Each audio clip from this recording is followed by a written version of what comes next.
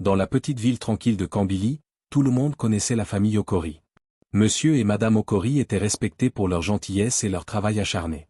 Ils possédaient une petite boutique qui leur permettait de subvenir aux besoins de leurs deux enfants, Ada, l'aîné de 10 ans, et Toby, son petit frère de 8 ans. Ada était connue pour son sourire contagieux, capable d'illuminer les journées les plus sombres. Toby, plus réservé mais très observateur, suivait toujours sa sœur partout, comme une ombre protectrice. S'ils se chamaillaient parfois, il suffisait d'un regard ou d'un éclat de rire pour qu'ils se réconcilient. La vie de la famille était simple mais remplie d'amour. Les parents travaillaient de longues heures, laissant souvent Ada et Toby seuls après l'école. L'après-midi, ils faisaient leurs devoirs côte à côte à la table en bois du salon, puis allaient jouer dans la cour ou inventer des histoires à voix basse dans leur chambre. La nuit, ils partageaient le même lit, se chuchotant leurs rêves, leurs peurs et leurs secrets avant de s'endormir. Un après-midi particulièrement chaud, alors que le soleil inondait leur petite maison de sa lumière dorée, Toby entra en trombe dans la chambre qu'il partageait avec sa sœur. Ses yeux brillaient d'excitation. « Ada, regarde ce que j'ai !» s'écria-t-il en sortant un petit smartphone flambant neuf de sa poche. Ada écarquilla les yeux. « D'où ça vient ?» demanda-t-elle, intriguée. « Papa me l'a offert ce matin avant de partir. Il a dit que je suis assez grand pour en prendre soin. » répondit Toby, la voix remplie de fierté. Ada sourit, heureuse pour son frère, et s'approcha pour examiner l'appareil. Mais Toby n'avait pas seulement envie de lui montrer son nouveau téléphone. Il avait quelque chose de précis en tête. « Viens, regarde ce que mes amis m'ont montré à l'école, » dit-il en s'asseyant sur le lit. Curieuse, Ada s'installa à côté de lui. Toby déverrouilla l'écran, ouvrit un navigateur et chercha un site que ses camarades plus âgés lui avaient indiqué. Quelques secondes plus tard, une vidéo se mit à jouer.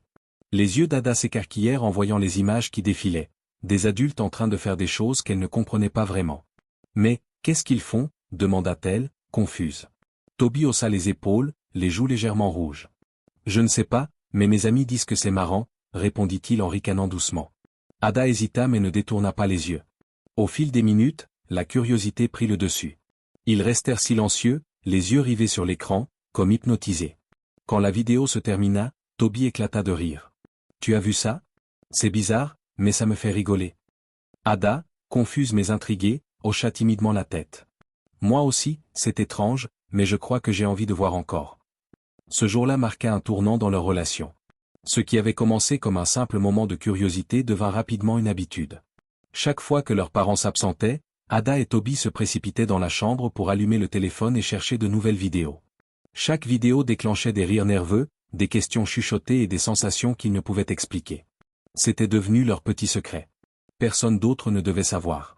Dans cette petite chambre qui avait toujours été leur refuge, ils avaient ouvert une porte qu'ils n'étaient pas prêts à refermer.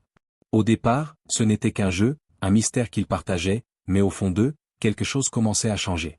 Leur lien fraternel, autrefois innocent, semblait se teinter de quelque chose de nouveau et de difficile à nommer. Les jours passèrent, et ce qui n'était qu'une curiosité occasionnelle devint un rendez-vous régulier. Chaque après-midi, dès que la maison était silencieuse, Ada et Toby se glissaient dans leur chambre, refermaient la porte et s'installaient côte à côte, le téléphone posé entre eux. Les vidéos qu'ils regardaient devenaient de plus en plus audacieuses, éveillant en eux des émotions qu'ils n'avaient jamais connues. Au début, cela les faisait seulement rire. Ils se moquaient des bruits étranges, des expressions exagérées des adultes dans les vidéos. Mais peu à peu, un mélange d'excitation et de confusion les gagnait. Ada sentait son cœur battre plus vite, ses mains devenir moites. Toby, de son côté, se sentait bizarre, comme si quelque chose en lui s'éveillait. Un après-midi, alors que le soleil déclinait et que les rayons orangés traversaient les rideaux, Toby se tourna vers Ada. Ses yeux étaient graves, son visage sérieux. « Ada, et si on essayait ?» Ada sursauta. Son cœur se mit à battre la chamade. « Essayer quoi ?» demanda-t-elle, même si elle savait déjà ce qu'il voulait dire. Toby avala sa salive, mal à l'aise, mais décidé. « Ce qu'ils font dans les vidéos ? On peut juste essayer, pour voir. » Ada resta silencieuse un long moment, son esprit envahi de questions. Et si leurs parents le découvraient? Et si c'était mal?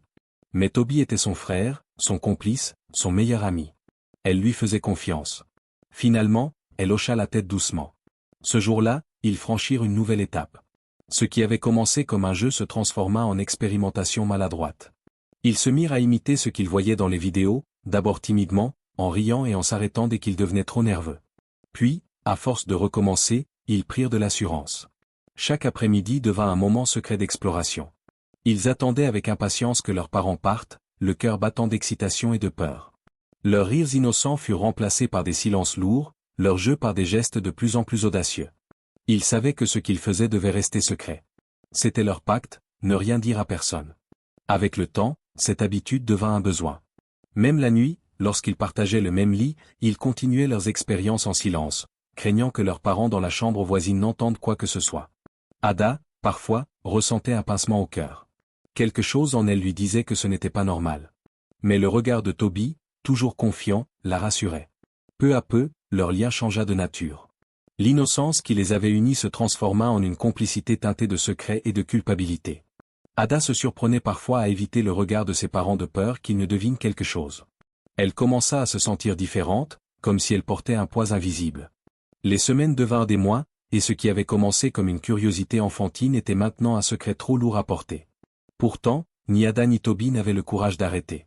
Ils étaient prisonniers de ce qu'ils avaient commencé, incapables de revenir en arrière.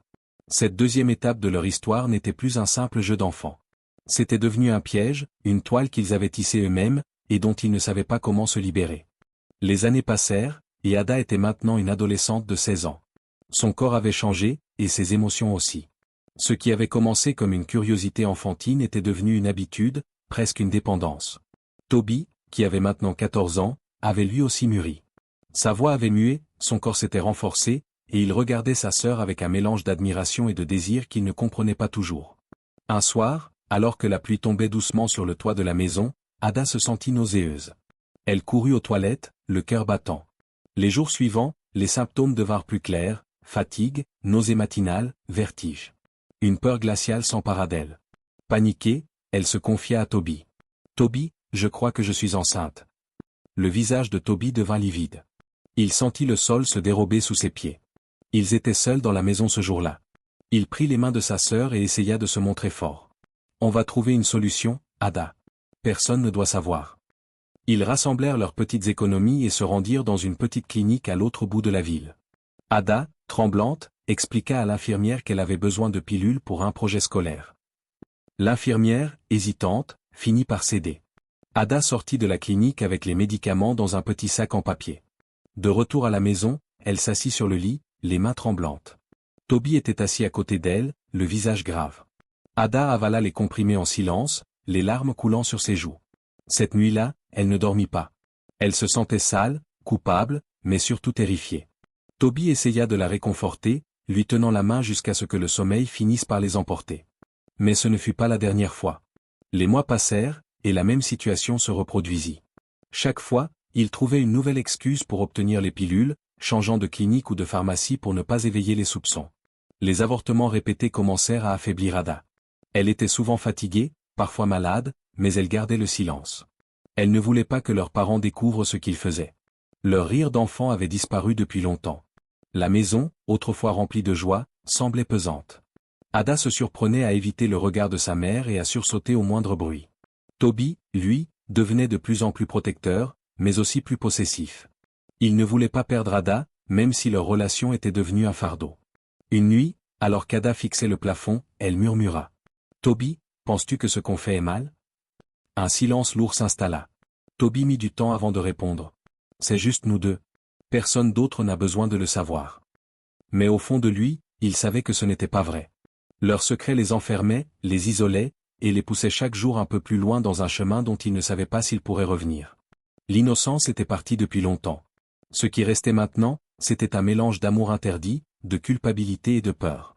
Ada sentait que leur vie allait bientôt basculer, mais elle ne savait pas encore à quel point.